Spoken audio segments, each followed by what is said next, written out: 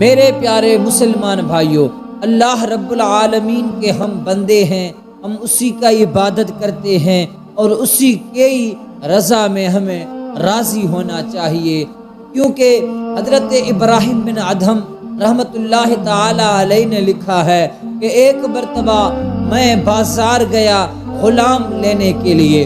پرانے زمانے میں گھر کے کام کاج کے لیے غلام خریدا جا سکتا تھا اور اسے گھر لا کر اپنی تمام کام کاج کے لیے اس غلام کو کام کاج کرواتے تھے۔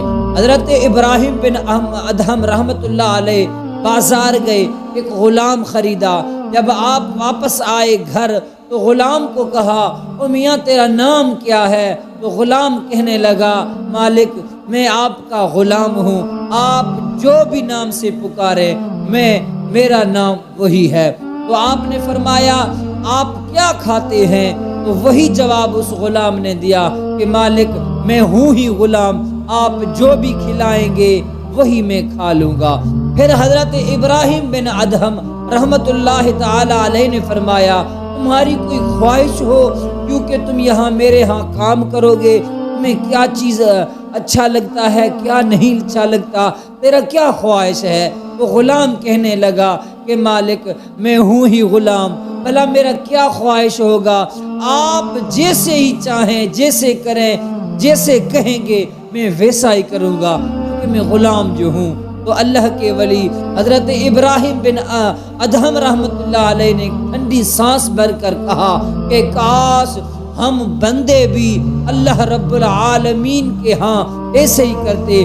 یہ ایک دنیاوی میرا غلام ہے، اسے میں خرید کر لایا ہوں، یہ کہتا ہے کہ مجھے وہی نام سے آپ پکارو گے میرا نام وہی ہوگا، آپ جو مجھے کھلاؤ گے میں وہی کھاؤں گا، اور جیسے آپ کی مرضی ہوگی میں ویسا کروں گا۔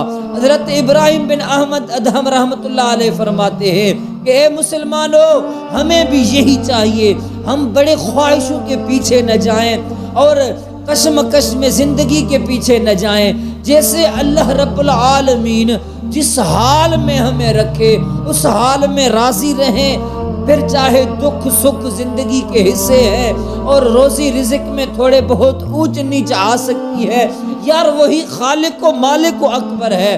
کسی بزرگ سے کہا گیا کہ اگر تمہارے تقدیر اللہ رب والدین لکھے تو تم کیا کہنا چاہتے ہو؟ وہ بزرگ نے کہا کہ میرے والدین سے بہتر میرا رب تقدیر لکھنے والا ہے، کیونکہ میرے والدین سے زیادہ اللہ مجھ سے پیار کرتا ہے۔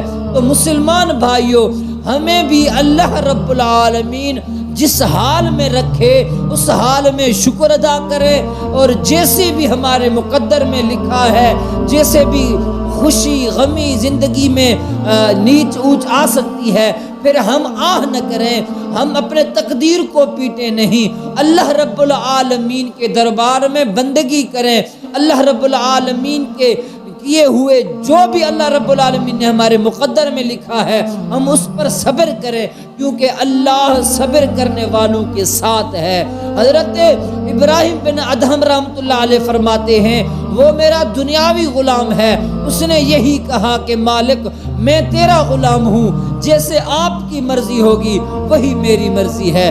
تو اے لوگو، اگر جیسے تمہارا رب چاہتا ہے ہمیں اور آپ کو بھی یہی چاہیے، ہم بھی اپنے اللہ رب العالمین کے دربار میں ہر دم ہر گھڑی راضی رہیں اور صبر کریں، شکر کریں۔